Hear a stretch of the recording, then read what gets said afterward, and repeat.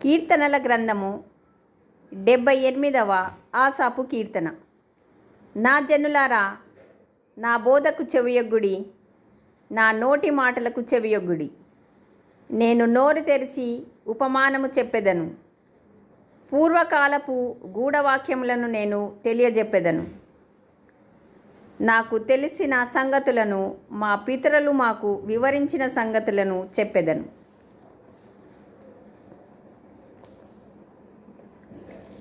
యెహోవా స్తోత్రార్హ క్రియలను, ఆయన బలమును, ఆయన చేసిన ఆశ్చర్య కార్యములను దాచకుండా వాటిని వారి పిల్లలకు మేము చెప్పెదము.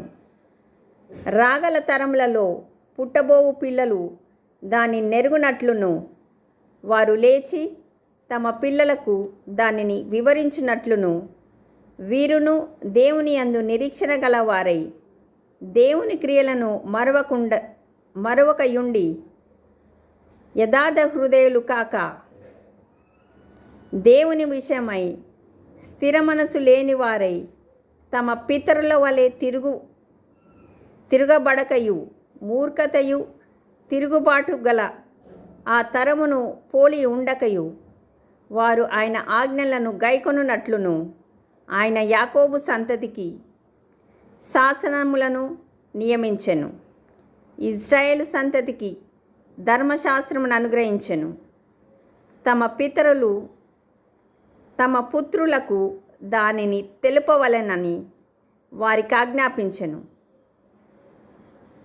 విండ్లను పట్టుకొని యుద్ధ సన్నద్ధులై అయిన ఎఫ్రాయిం సంతతి వారు యుద్ధకాలమున వెనుకకు తిరిగిరి. వారు దేవుని నిబంధనను గైకొనకపోయిరి, ఆయన ధర్మశాస్త్రం అనుసరింపనొల్లకపోయిరి. ఆయన క్రియలను, ఆయన వారికి చూపిన తమ ఆశ్చర్య క్రియలను వారు మర్చిపోయిరి. ఐగుప్తు దేశంలోని సోయాను క్షేత్రమందు వారి పితరులు చూచుచుండగా ఆయన ఆశ్చర్య కార్యములను చేసెను. ఆయన సముద్రమును పాయలుగా చేసి వారిని అద్దరికి నడిపించెను.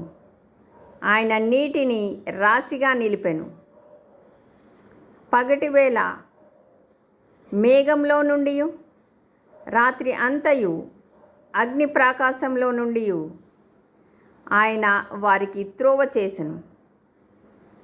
అరణ్యంలో ఆయన బండలు చీల్చి సముద్రమంతా సమృద్ధిగా వారికి నీరు త్రాగనిచ్చెను. బండ నుండి